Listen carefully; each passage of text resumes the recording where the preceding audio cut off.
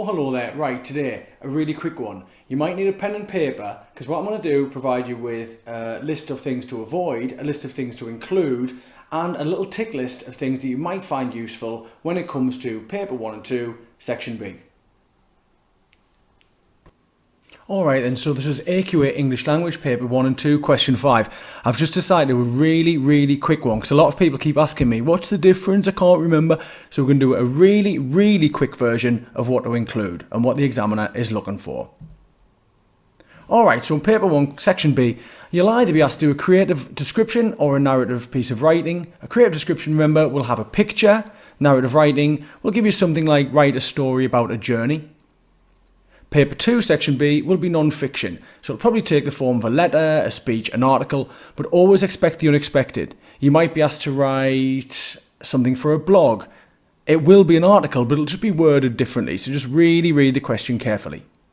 Section B will always form 50% of the exam. Now what are we looking for? Out of 40 marks, you've got 24 marks for content and organisation. I've just put those up on the screen. I'm going to really simplify it in a minute. This is very much teacher speak, but you can spot things like ambitious vocabulary, compelling, paragraphing. And this is your technical accuracy. This is the one you really want to be careful with.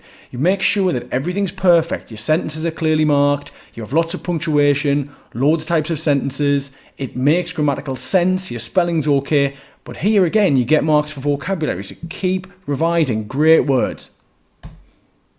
Top tips, things to avoid. Now, the first thing is, you're writing too much, a lot of people. A lot of people are doing 5, 6, 7 sides. It's too much. If you see that as an examiner, you think, ooh, I haven't really planned this one. For question 2 especially, try not to write down a mnemonic. You could still use it, like a forest trip, for example, but try not to write it down, because examiners automatically think, ooh, they're trying to paint by numbers, and they don't like it. For either piece, make sure it's not a boring opening. If it's a narrative, for example, once upon a time is boring. Try and avoid colloquial language.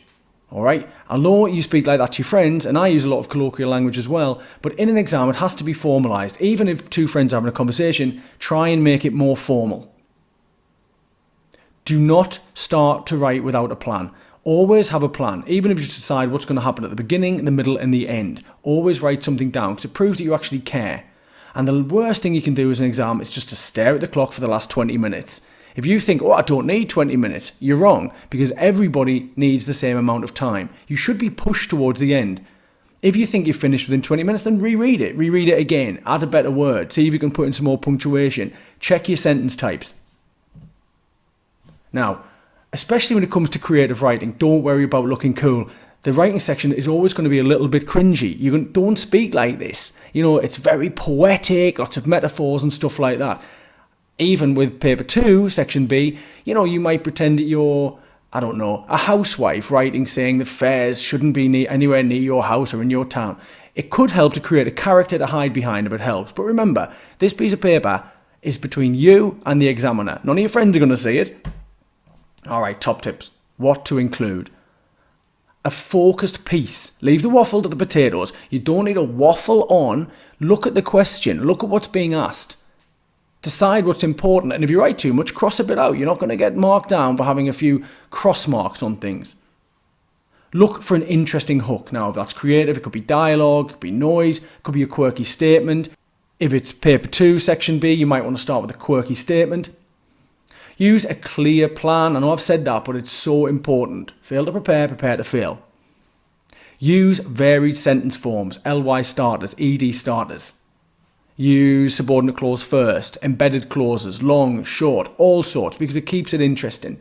Now, very teachery, this one. Wow words. Try and use some interesting words. If you keep saying words like big, huge, dull, nice, the examiner is not going to be very impressed. Now your general techniques, structural techniques, language techniques. So structural might be a time lapse, it might be a flashback, it could be using a circular narrative. I'll come on to that in a second. Language, metaphors, similes, alliteration, onomatopoeia. Use a range of punctuation. Commas and full stops are not going to cut the mustard here. So use exclamation marks, question marks, speech marks, ellipsis. Alright, back to this structure then. I love a circular narrative. So for example, if it's section B, paper 2, when you're writing non-fiction, you might have an image or something in that first paragraph. I don't know, a reference to treasure. Then by the time you come to the end, link it back. Think of another reference to treasure or something being discovered, and it'll seem like very cohesive, very interesting. And also have a clear viewpoint. Again, you may even create a character to speak through. That's more like for non-fiction, but you could even do it for your creative writing, you could do it for your narrative writing as well. The big thing is this, it's personality. Examiners are teachers, and teachers like personality.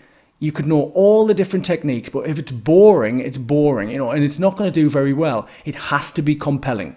If the examiner's hooked, they can relate as well, then they may be a little kinder to you. If I'm bored when I'm marking, I'm not going to be that generous. However, if something's funny or interesting or really makes me think, then I am going to be.